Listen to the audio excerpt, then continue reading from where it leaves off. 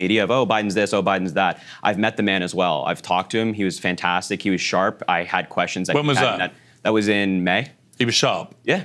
How sharp? Very sharp. He answered it was around my that time he was full. falling off stages, he was face planting, he was tumbling face planting. I mean, tumbling I feel like down the steps of Air Force One, falling off bicycles. He was saying all sorts of gobbledygook in statements which the White House had to rewind. So how sharp was he? I mean, he was great. I gave him questions he didn't have beforehand. He answered them in depth, and we had a conversation after the cameras were turned off. I had no problems then. I had no problems now. I still think Joe Biden is fit to serve. If he were the candidate, I'd still think he's fit to serve. Really? Yeah. Gosh, this is just freaking hilarious. So, as you could probably expect, there's a lot of infighting happening in the Democrat Party right now because everyone is pointing fingers and blaming each other for Kamala Harris's loss. But that whole civil war is starting to get really, really interesting because apparently nobody is safe. Even Harry Sisson, Chris, Dean, and that little cast of Gen Z Kamala Harris influencers are getting dragged by other Democrat Gen Z activists for essentially being grifters, you know, people who didn't really help Kamala Harris. Their efforts, their stupid TikTok videos were not all that productive. It is hilarious. We'll give you the story here today. But first, folks, do us a big favor. If you're enjoying the content, be sure to hit that like button down below and subscribe if you are new. We are trying to hit 400,000 subs before the start of Donald Trump's presidency. You can help us get there. And by the way, you can help support a Gen Z conservative instead of these Gen Z characters that you see on your screen right now. So yeah, be sure to hit that red button. Now, with that said, because we never really did an individual video on this, I do want to begin this video by showing you the Harry Sisson timeline on election night because it is just too good. So here it is. So this is Harry Sisson on November 5th. Early in the night, he says, breaking. MSNBC just called the state of Vermont for Vice President Kamala Harris. First state in the bag. Let's keep it moving. So again, that's early there in the night. Now, later on at 9:20 p.m., when it's starting to not look very good, Georgia and North Carolina were very close to being called for Trump. Harry starts coping. He says Kamala Harris's best chance for the presidency is through Michigan, Wisconsin, Pennsylvania, and Nevada. We've known this. The blue wall will stand tall. Top 10 moments before disaster, anyone? And then it goes on. Okay, 10:32 p.m. Pennsylvania looking really strong for Harris. Still up in the air, but a lot of outstanding ballots from Philadelphia and other blue areas. Keep the faith. Guys, did they keep the faith?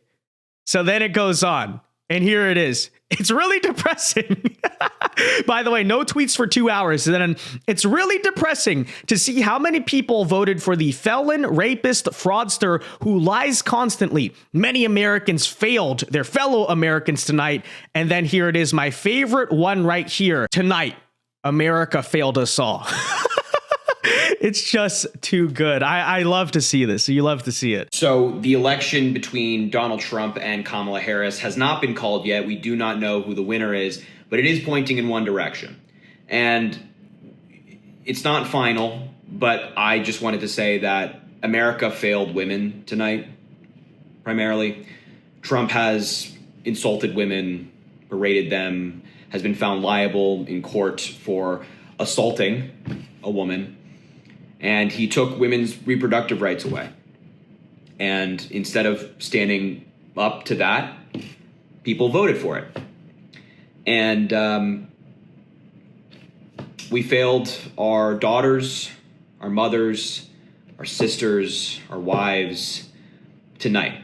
America failed them. We failed them. It is unfortunately the reality of the situation. So I'm sorry to everybody out there who will be impacted by what may come. I mean, but Harry, what happened to Vermont? You know, Kamala Harris won Vermont. What happened to the blue wall? You know, that should be enough to win the election.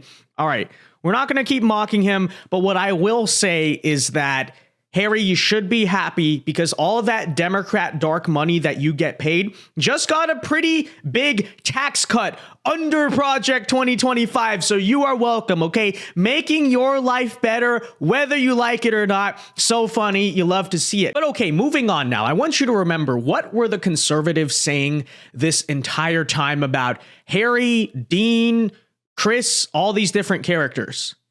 It's that they have no actual appeal. Right? They're completely astroturfed.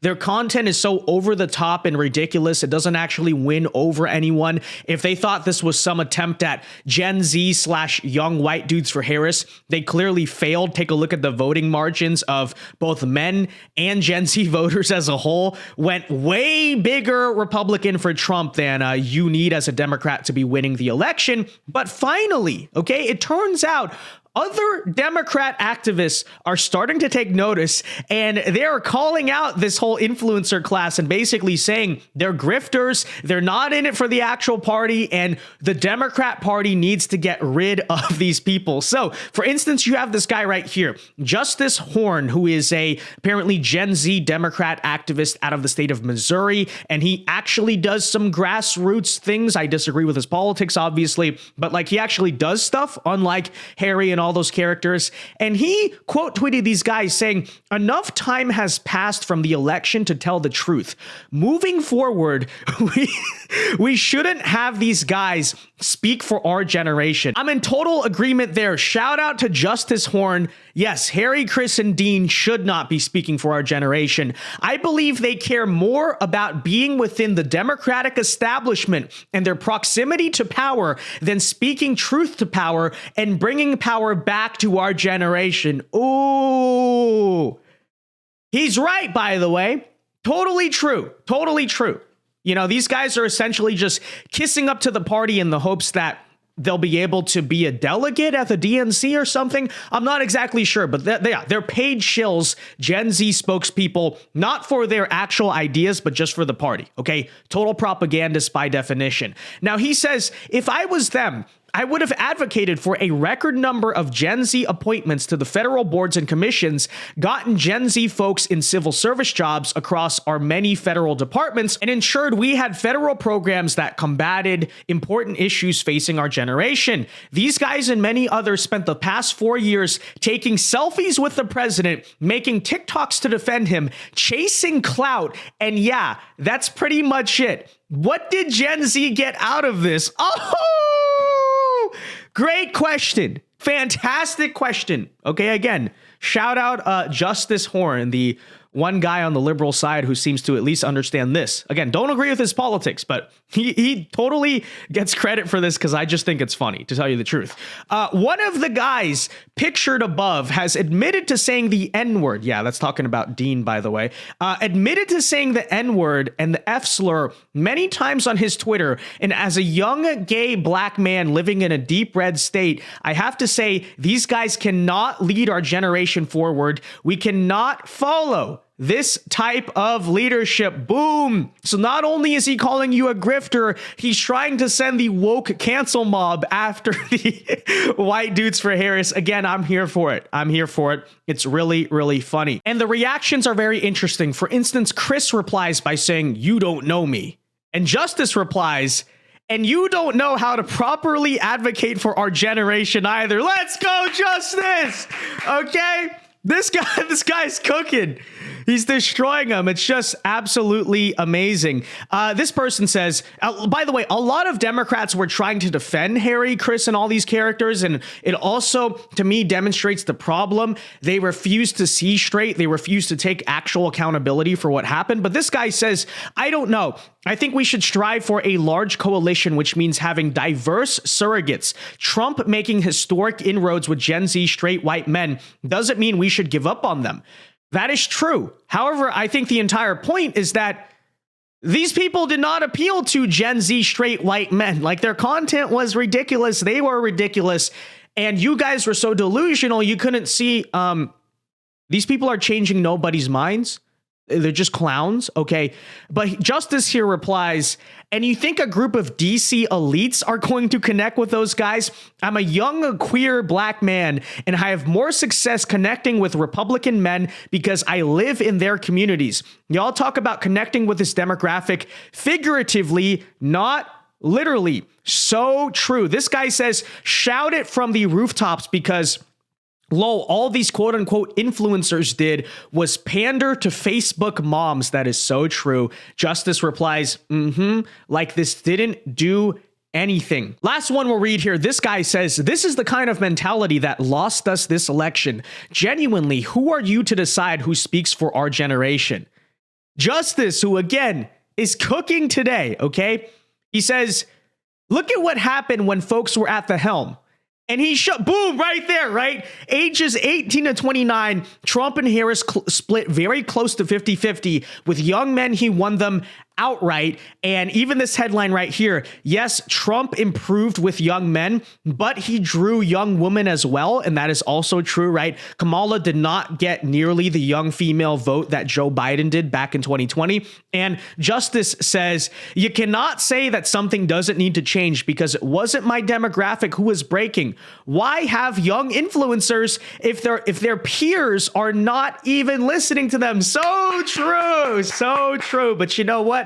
I say to the Democrat Party and all these people hating on him in the comments, fine, run out here, whoever the candidate is in 2028, Gavin Newsom, Josh Shapiro, Gretchen Whitmer, just go and have Harry and Chris and Dean campaign for them again. Why not? Why not? Clearly they're doing such a great job, right? Internally, everyone knows, okay? Yeah, the Gen Z vote probably would have done better without these people. You could have picked a slightly stronger cast of characters, just saying, like people who just were not ridiculous, were not a constant laughing stock on the internet.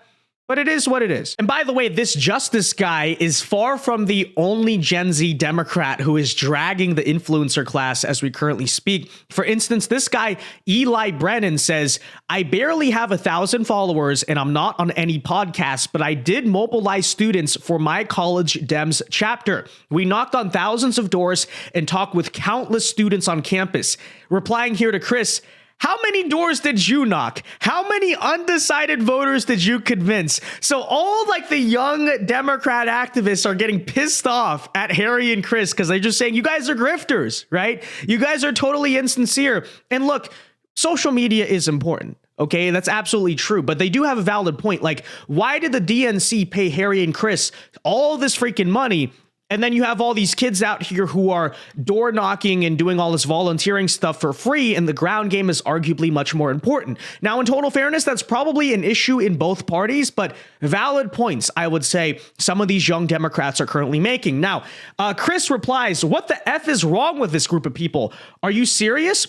Eli, you do more important work than me. While I scream on a camera, you're out there knocking doors and talking to voters. It's hard, blah, blah, blah. I appreciate it a lot. But he says here, it's so unbelievably effing frustrating how pretentious you are.